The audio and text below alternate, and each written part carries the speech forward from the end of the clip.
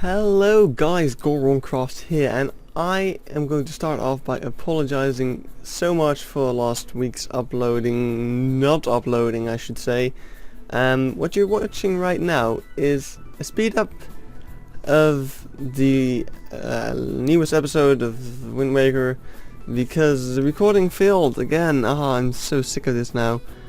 But yeah, my recording failed again. Audio was just pure crap. I think I fixed it, or I took precautions so it shouldn't happen again this way. No promises. It has happened. Yeah, it has gone wrong so many times right now that I'm just gonna say, well, it happens apparently sometimes. But hey, I managed to make this nice time lapse, as you can see. And it's actually a pretty cool time lapse. I hope you'll enjoy it. And I'm just gonna go and talk over it a little bit, because it was actually a very interesting episode. It is currently like 2 weeks or over 2 weeks ago since I recorded this episode, so I'm gonna have to get it all back. But in this episode I collected the last like 5 or so treasure charts that I still had to collect before the live stream that you guys may have already seen. If you haven't watched the live stream yet, highly suggest it, or maybe I don't really. No, it's not that interesting actually. Maybe the part in which I decorate Windfall is kind of interesting, but we collected all the treasure charts, and in the Wii U version we got all the heart pieces because of that. In the GameCube version there's still some stuff to do. More about that in the next episode, but here we are getting the first treasure chart. So that is pretty cool. But yeah, I talked about, in this recording, I talked about the Legend of Zelda Symphony of the Goddess concert, and here you can see, by the way, on the screen the transition to the HD version. Yeah, I kind of put those transitions in, which I thought was pretty cool. But yeah, I went to the Symphony of the Goddess concert. I got like a poster on my wall now. I got a t-shirt. It was awesome. It was really cool. I went there together with my mom because I had someone to drive me. I needed someone to drive me there because it was like up until late in the evening and trains don't ride anymore at those times. But yeah, it was awesome. I really enjoyed my time there. I sat in a decent place. I had a nice view on the podium, so that was good, and I really did enjoy the music. I was able to hear it nicely. I felt like I had a better spot than some of the more expensive spots, so no complaining there. And I sat next to a couple of girls on my right and another girl on my left. And yeah, there were age differences and stuff, but it's all pretty cool. The girl on my left was a bit weird though. Anyway, the girls on my right were awesome. One of them found me through YouTube even. Might be watching this right now. Hello if you are. And yeah, then music was there. They played a lot of songs from Majora's Mask. I felt like that was kind of a theme or something they were going for. Probably because that was like the latest-ish game in recent memory. The shirt I have has Cool Kid on it. The poster was also Majora's Mask artwork. Somewhat disappointing that it was artwork that was kind of already out there, and they just plastered it on their poster and put the Symphony of the Goddess logo on it.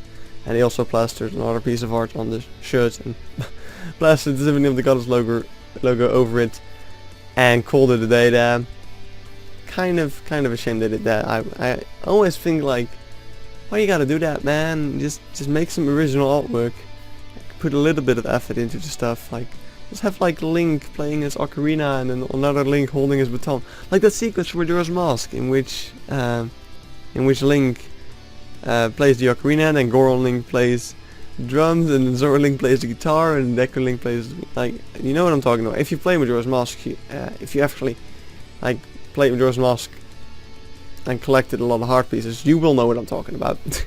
But yeah, here we had to redo on the screen. We had to redo this minigame. Did it first try, or well, the first try in the second doing, because actually if you beat it the second time you get another treasure chart. Which was pretty cool. I didn't know about that, so that's why we missed out on that. And let's see. Blah blah blah. We're now heading to Whetstone. Yeah, no, to Headstone Island. A whetstone is something completely different. But yeah. What else is there to talk about? There's like 2 minutes left of this time lapse.